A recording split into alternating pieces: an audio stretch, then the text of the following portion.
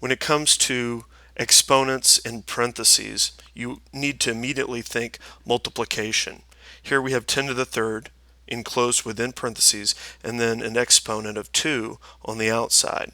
So all you're having to really do to evaluate this is multiply the exponent 3 times the exponent 2. So if we write this out, 10 to the third times the second, and your final answer is 10 to the sixth.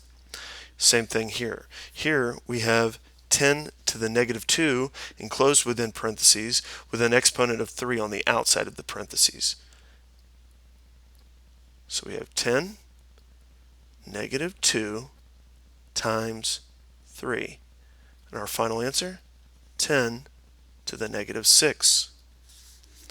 Here we have a to the third enclosed in parentheses with an exponent of negative 2 on